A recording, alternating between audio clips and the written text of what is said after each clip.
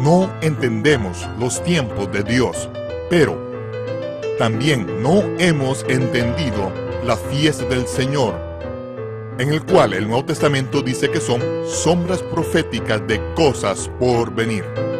Las profecías en las fiestas del Señor, presentado por Michael Root. Shalom, este es Michael Root en los jardines del Ofel en Jerusalén. Estoy de pie frente a los escombros del templo de Jerusalén, que fue destruido por el general Tito y las legiones romanas en el año 70 de la era común. El monte del templo fue limpiado de todo último vestigio del templo del Señor, y con la destrucción de los edificios, cesaron todos los ensayos que eran parte de las fiestas del Señor. Las sombras proféticas de cosas buenas por venir eran el diario vivir de los sacerdotes. Llegaron a un fin abrupto cuando los hijos levitas de Sadoc fueron asesinados y expulsados de la cima de esta montaña. Desde ese día fatal, fueron desarrolladas tradiciones por parte de los judíos que reemplazaron los ensayos complicados que una vez fueron parte integral de la fiesta del Señor. Estos ensayos que fueron establecidos le fueron dados a Moisés y al rey David por medio de la revelación divina. Fueron reemplazados por tradiciones que podían ser practicadas en los hogares y las sinagogas de los judíos. Estas tradiciones nos ayudan a recordar los ensayos que una vez formaron parte del servicio del Templo Santo. Sin esas tradiciones, los ensayos detallados en las fiestas del Señor se habrían perdido en la antigüedad. Sin esos oráculos vivos de Dios que fueron encomendados a los judíos y las tradiciones que hacen que se recuerden, mucho del Nuevo Testamento sería incomprensible para la iglesia cristiana occidental. Sin un entendimiento del servicio del templo que era parte de la vida de Pablo el apóstol, gran parte de lo que él escribe caería en oídos sordos. Oídos que no tienen contexto para entender las cosas que prácticamente han estado extintas en los últimos 2000 años. Sin una comprensión de la fiesta del Señor, la base de la profecía bíblica permanecería enterrada bajo los escombros del templo. Únase a nosotros en los estudios de televisión de Lester Summerall, donde esta presentación de multimedia de La profecía en las fiestas del Señor se grabó ante estudiantes de la profecía bíblica reunidos por el Club de la Profecía. Esto es Profecía Bíblica 101. Ahora, episodio número 2 de una serie de 26 partes sobre las profecías de las fiestas del Señor. Un ladrón en la noche. Yochanan fue un seguidor judío del Mesías judío durante el siglo I. Y es en su evangelio, en su registro, donde dice: no he escrito todo lo que podría escribirse o debería escribirse. El mundo no sería capaz de contener todos los rollos de las cosas que deberían escribirse acerca de Jesús de Nazaret. Continúa: pero he escrito esto para que ustedes puedan saber que Yahshua de Nazaret es el Mesías, el unigénito de Dios, para que creyendo puedan tener vida a través de su nombre. Ahora, ¿cómo es que un discípulo judío del Mesías prueba a su cultura, a su gente, que Yahshua es el Mesías? ¿Cómo lo hace? De todas las cosas que podrían y deberían escribirse, el mundo no siendo capaz de contener los rollos, que es lo que él selecciona y usa para probar que él es el Mesías. Juan muestra cómo Jesús de Nazaret cumplió las fiestas del Señor durante la primavera, en la manera en que habían sido ensayadas año tras año, siglo tras siglo, por más de 1000 años.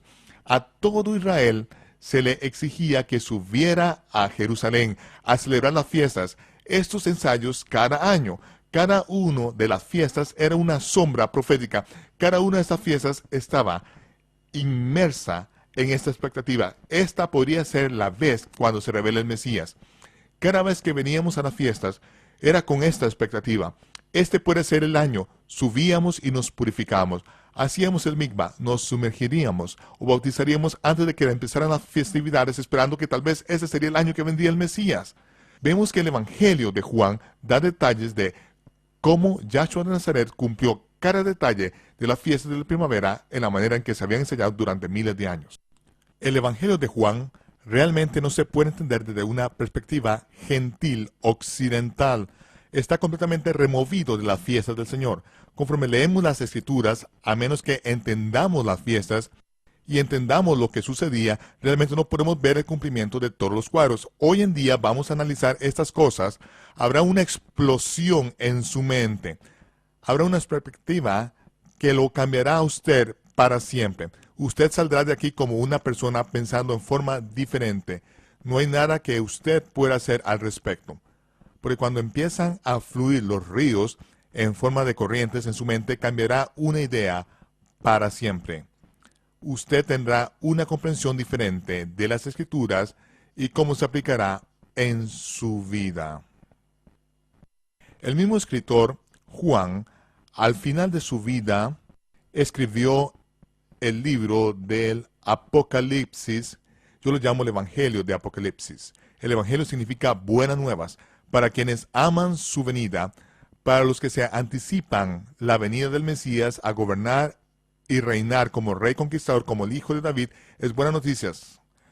Vemos en el libro de Apocalipsis, el mismo escritor, Juan, detalla la manera en que las fiestas del otoño se van a cumplir en sus días, en su propia hora, en el momento exacto, así como han sido ensayadas durante miles de años y miles de años. También se nos muestra esto en los evangelios. Vemos a Yahshua, el Mesías, cómo enseña, cómo interpreta las fiestas del Señor. Porque el templo fue destruido 40 años después de la muerte, sepultura, resurrección y ascensión del Mesías. Como la destrucción del templo, cesó efectivamente el sacerdocio y ya no ocurrieron más ensayos. Lo que sucedió entre los judíos conforme se esparcieron alrededor de la tierra y se dispersaron sobre 3 diferentes continentes, es que hubo recuerdos implementados para recordar la manera en que solían hacer las cosas y la manera en que esos ensayos solían ocurrir. Entonces, aún existen estas cosas, aún podemos ver cómo el Mesías interpretó las fiestas del otoño, y en el libro del Apocalipsis vemos cómo las fiestas del otoño serán cumplidas. Una vez más, si todo lo que hemos conocido han sido festividades paganas, y si hemos sido completamente despojados de nuestra herencia de la fiesta del Señor, el libro de Apocalipsis no se puede entender. Lo que vamos a hacer es a divorciarnos de la adoración pagana a Dios Sol y todas las fiestas y festividades asociadas con él. Vamos a ir a la fiesta del Señor. Veremos que era lo que los seguidores judíos del Mesías veían y entendían en el siglo I. Esta es una de las cosas que son más emocionantes para mí, y viajo enseñando a los seguidores del Mesías judío, quienes son mayor parte son gentiles. Esto es realmente increíble. Eso es increíble. ¿Quién realmente lo habría esperado? Hace aproximadamente 2000 años, en el día de Pentecostés, en un día santo de Shavuot, el Espíritu Santo fue derramado. La mayoría de los cristianos ven eso como el comienzo de la iglesia. De ese día hasta que la casa de Cornelio, quienes fueron los primeros gentiles traídos a la fe en esos primeros 15 años, no había seguidores gentiles del Mesías judío del todo. Ninguno, ni siquiera uno. Había decenas y tal vez centenas de miles de judíos que creían y dieron sus vidas para predicar las buenas nuevas del Mesías a los gentiles. Así fue como los gentiles llegaron a oír. Eran buenas nuevas para los gentiles. Ahora, después de todo este tiempo, somos una gran familia feliz. Todos seguidores del Mesías, hijos del pacto. Es un tiempo emocionante para nosotros. Hay cosas en las que no estaremos de acuerdo. Sucede en toda buena familia. Van a haber desacuerdos. Como digo a menudo, si usted y yo no podemos encontrar nada en que estar de desacuerdo dentro de los primeros 3 minutos de reunión, unos con otros, ninguno de nosotros es muy inteligente. Pero ese no es nuestro objetivo aquí. Nuestra meta es proveer unos para otros para que estas cosas sean comprensibles. Hay algunas cosas en las palabras de Dios que simplemente no son suficientemente claras para que haya consenso. Siempre hay algo sobre lo cual usted puede tener una opinión diferente. Como se dice a menudo, si uno pone a 2 judíos en una habitación, se van a encontrar al menos 3 opiniones. Al final de todo argumento, lo que decimos es: cuando venga el Mesías, interpretará estas cosas. Cuando venga el Mesías, interpretará la Torá, interpretará la palabra, la entenderemos entonces.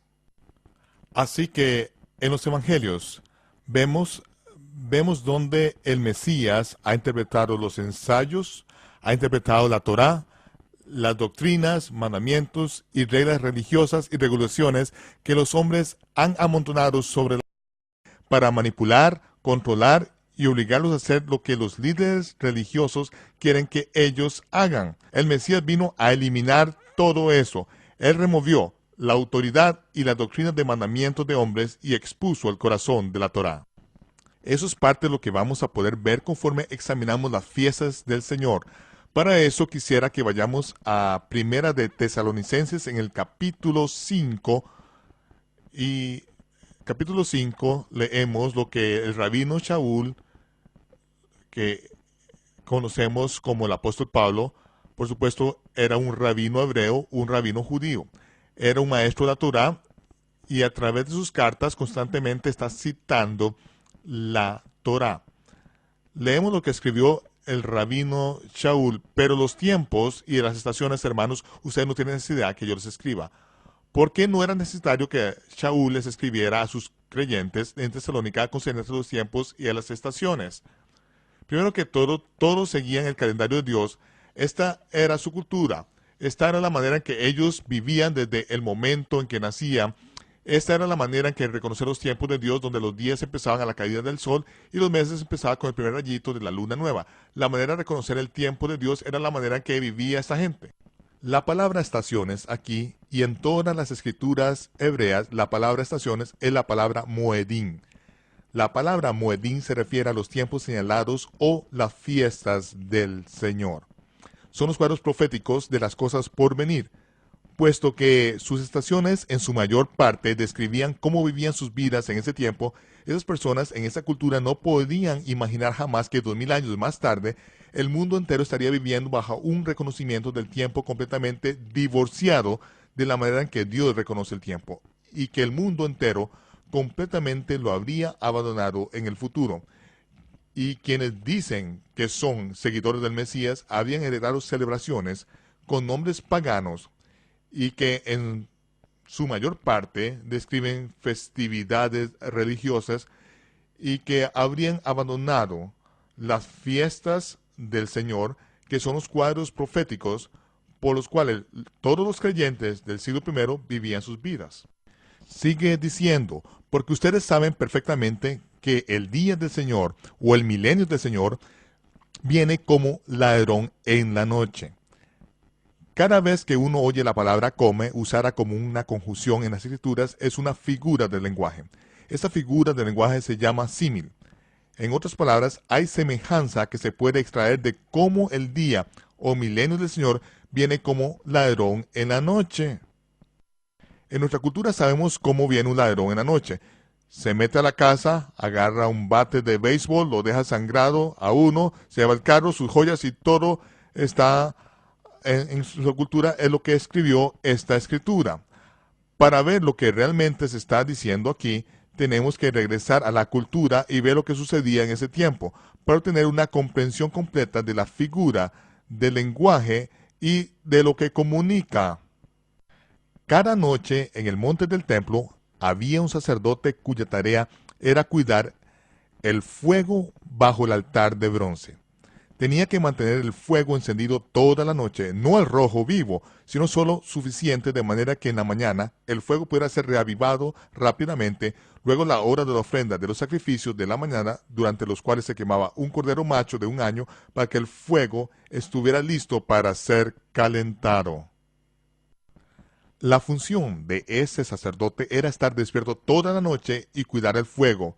Era un siervo seleccionado para esa tarea esa noche. Si ese sacerdote subía al monte, le echaba leña al fuego y lo ponía al rojo vivo, y luego se iba a acostar, podría experimentar algo que sucedía con bastante frecuencia. El Cohen Hagadol, el sumo sacerdote, subía al monte del templo en la madrugada o a la medianoche para ver si el siervo estaba haciendo su trabajo que se le había encomendado.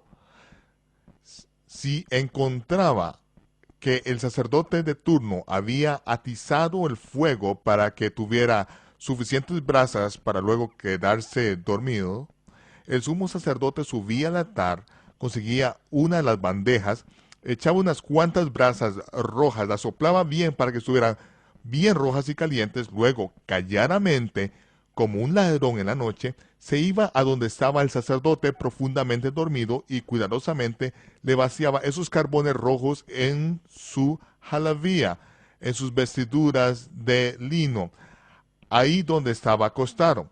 Las derramaba alrededor de sus pies. Conforme derramaba las brasas alrededor del sacerdote, se quedaba aún más profundamente dormido al estar confortablemente calentado por las brasas que están en sus cobijas.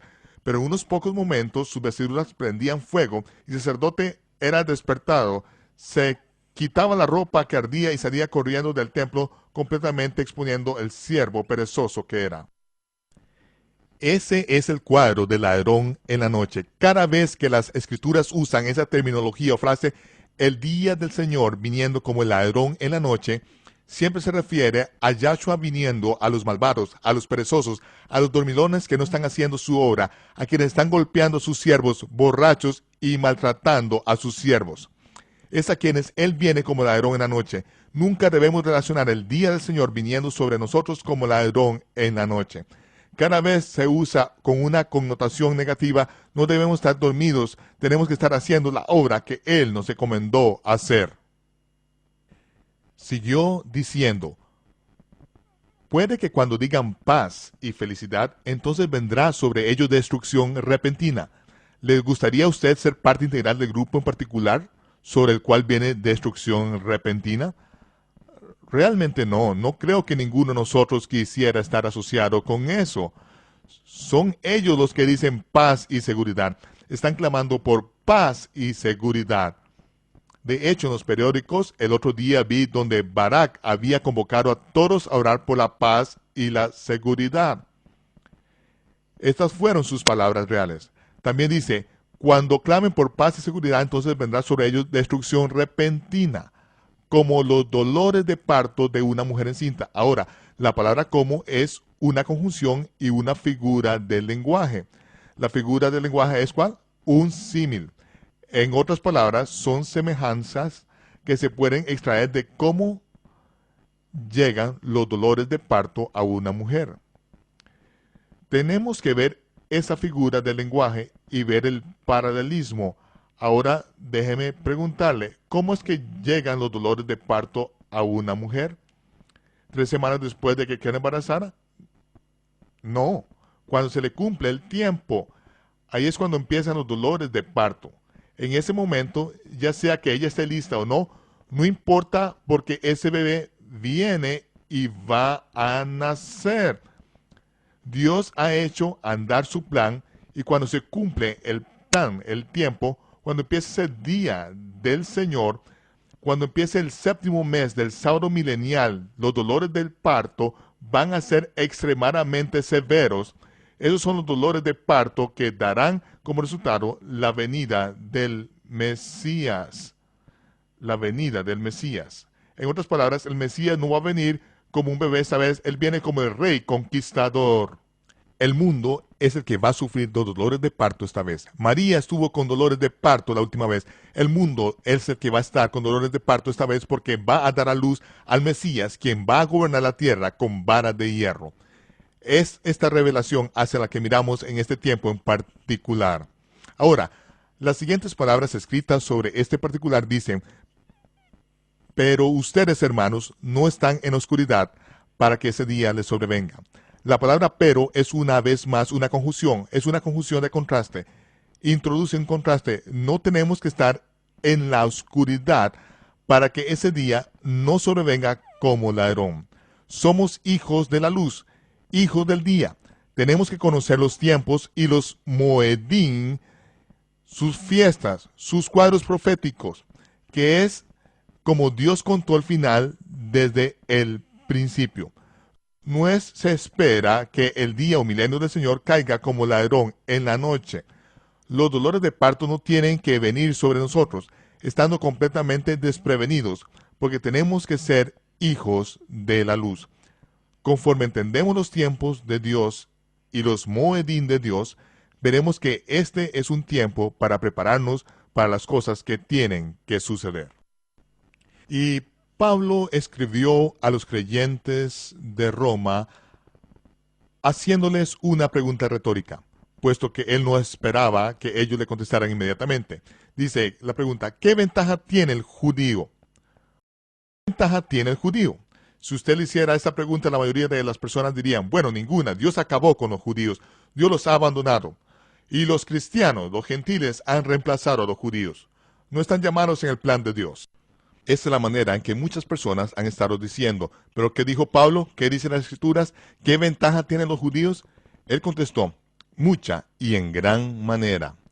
Mucha y en gran manera. De todas las ventajas que se puede pensar en una cultura y en una familia en la cual a usted se le enseña la Torá, los 5 libros de Moisés, las instrucciones básicas de Dios para la vida, de todas las ventajas de ser creado de modo que cuando usted se levanta en la mañana, cuando camina, cuando se acuesta en la noche, cuando se sienta a la mesa, de ser enseñado la palabra de Dios para toda su vida, de todas las ventajas que dice, principalmente porque a ellos le fueron encomendados los oráculos de Dios. De todas las ventajas, la ventaja principal es que a Israel se le encomendó la palabra de Dios.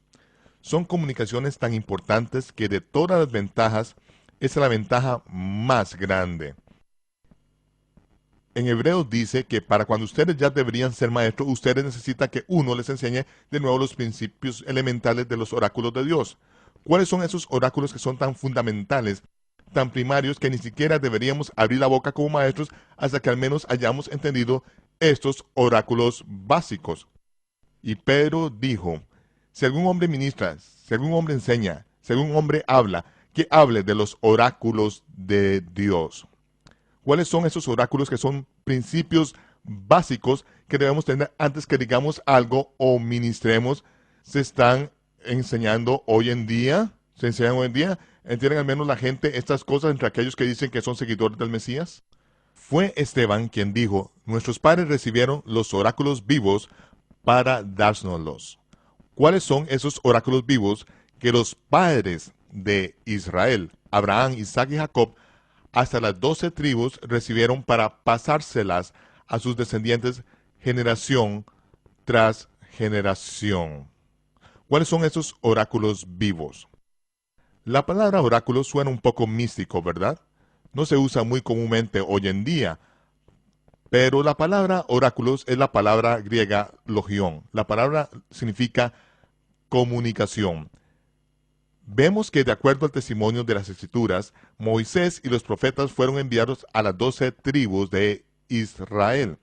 Es a ellos a quienes fueron enviados los profetas. Los profetas no fueron enviados a los esquimales, los aborígenes, los navajos, los cherokee, ni a ninguna otra tribu, ni a los ingleses ni a los franceses. Fueron enviados a las 12 tribus de Israel.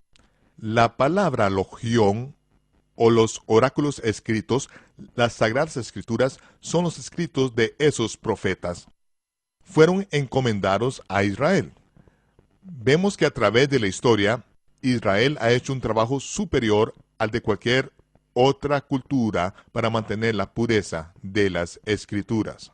De hecho, en la Torá, los primeros 5 libros de Moisés, todavía en hebreo permanece una secuencia de letras equidistante. En los primeros 5 libros de la Biblia, conforme se avanza desde Génesis, aparece cada 50 letras en caracteres la palabra Torá. Torá, Torá, Torá. En Éxodo, cada 50 letras también, en letras equidistantes. Pero en Deuteronomio y en Números se le letrea Torá, pero hacia atrás, señalando hacia el libro central, que es el libro de Levítico. En el libro de Levítico, cada 7 letras aparece Yod, Hei, Vav, Hei. Yod, Hei, Vav, Hei. Ya sea que usted lo lea hacia adelante o hacia atrás, el nombre de Yahweh. Yahweh, Yahweh, Yahweh. Es la firma de Dios sobre su Torá. Las escrituras hebreas hasta este día aún mantienen la misma secuencia de letras equidistantes.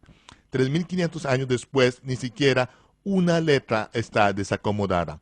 ¿Podría usted decir eso acerca de cada traducción de la Biblia en español? No, ninguna letra fuera de lugar. Por supuesto, no. Algunas traducciones son absolutamente absurdas. Solo hay una Torá y un solo texto hebreo que ha permanecido puro. Eso fue lo que se le encomendó a Israel y lo ha mantenido mucho mejor que los griegos, los romanos, los ingleses, los franceses o cualquier otro pueblo sobre Dios se les ha encomendado a ellos. Pablo dice, los dones y el llamado de Dios son irrevocables. Y dice, Israel son los padres amados y los dones y llamados de Dios son irrevocables. Lo que él encomendó permanece en manos de ellos hasta el día de hoy. La ceguera en parte que le ha sucedido a Israel hasta la plenitud de los gentiles, pero esa ceguera parcial, Shaul Pablo no era ciego. Michael Root regresará en tan solo unos momentos. La Torá, los primeros 5 libros de la Biblia recibidos por Moisés en el monte Sinaí, es la base para toda la escritura. Es en la Torá que aprendemos acerca de las fiestas del Señor, que nos muestran por medio de sombras detalladas lo que el Mesías tenía que cumplir. Las fiestas del Señor son la base de la profecía bíblica. Los detalles comprendidos en las fiestas del Señor durante la primavera son los oráculos vivos de Dios que nos muestran las profecías existentes concernientes a la venida del Mesías como el siervo que sufre. Cuando entendemos las fiestas del Señor es cuando verdaderamente entendemos el Nuevo Testamento. Si no entendemos las fiestas del Señor, las escrituras del Nuevo Testamento continuarán siendo un continuo indescifrable borrado por el tiempo para la mente gentil occidental. Lo invitamos a que se una a nosotros la próxima vez para el episodio número 3 de la serie de 26 partes sobre las profecías de las fiestas del Señor, la Torá y el camino a Emaús. Este es Michael Root desde Jerusalén, deseándoles Shalom, paz. Nos vemos cuando se despeje el humo.